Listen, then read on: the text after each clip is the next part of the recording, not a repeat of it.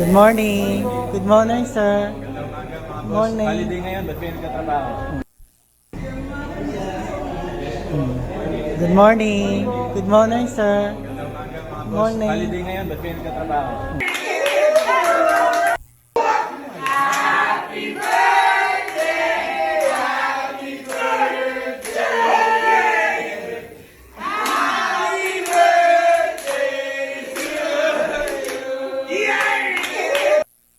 Welcome back mga kaaldab. Ito na naman po ang inyong lingkod, si Mr. Destiny.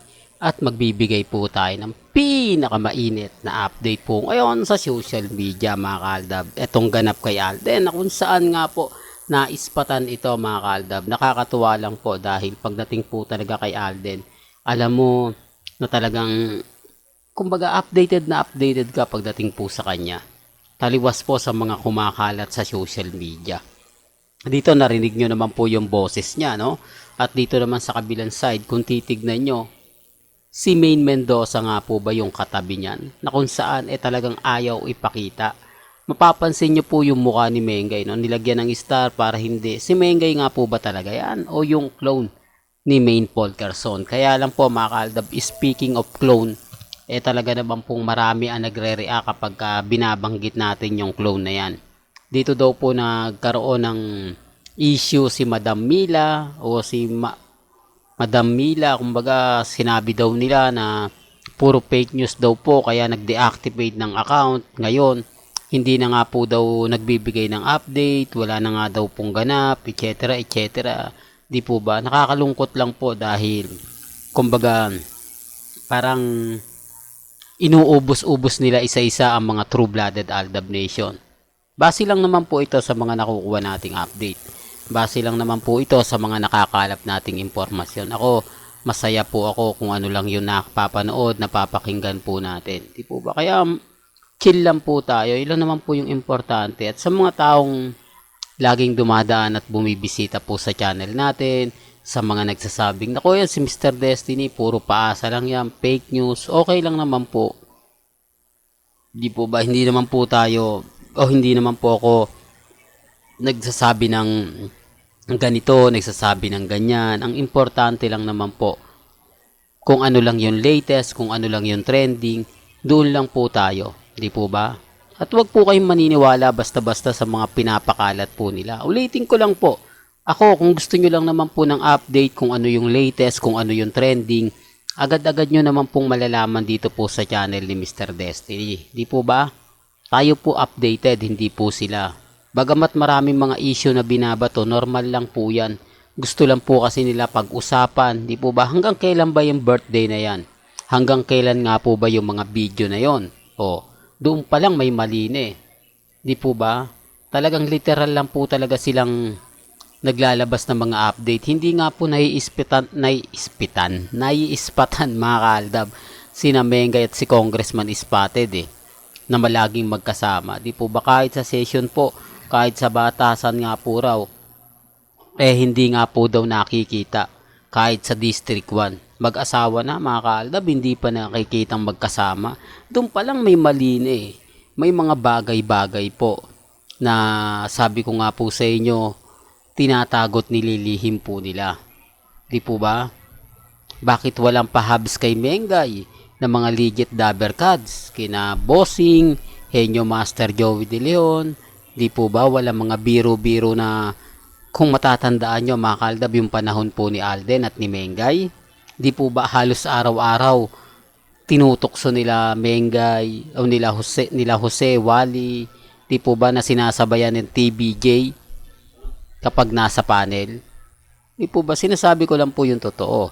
Sinasabi ko lang po yung katotohanan. Di po ba? Alam nyo naman po na marami po talagang issue na sinasabi nga po ng TBJ na kanila pa rin po daw ang Eat Bulaga. Na sinasabi naman po ng tape pagmamayari na nila dahil pinagbigyan. Di po ba? Dito nakasalalay nga po kay Alden Richards. Kasi sa totoo lang po mga kaaldab, kinukuha na si Alden na mag-guest sa EAT. Di po ba? Pero hindi nga talaga makapag-guest si Alden dahil nasa kabilang network nga. Kaya nga po, tinanggal na agad nila yung Aldab eh. Kaya nga po sinabi ng TVJ wala na yung Aldab, tapos kinasal na si Mengay sa kay Congressman Spotted na halatang-halatang scripted naman. Di po ba? At doon nga po sa mga sa pelikula ng dalawa, marami talaga nagtatanong. Di po ba? Kaya nga po ako kampante, matatag sa mga issue na binabato. Di po ba kayo nagtataka? Parang hindi natitinag si Mr. Destiny samantalang yung mga ilang Aldab defenders bumaliktad na. At yung mga ibang Aldab vloggers talagang nagmistulang wala na kumbaga ano na raw yung channel nila, bagsak na. Siyempre yung iba hindi matanggap na bumababa yung views. Sa akin normal lang po yan, mababa, mataas, tuloy pa rin tayo. Di po ba? Kasi tayo pa rin naman po yung magkakasama sa finals eh. Hindi ko naman ito mabubuo tong Aldab at tong channel ko kung hindi po sa Aldab Nation eh. Kaya siyempre malaki ang utang na loob ko sa Aldab Nation. Kaya yung utang na loob na yun, binibigay ko naman po sa pagbibigay ng mga update na yan. Nasa kanila na lang po kung susuportahan po nila ako o hindi.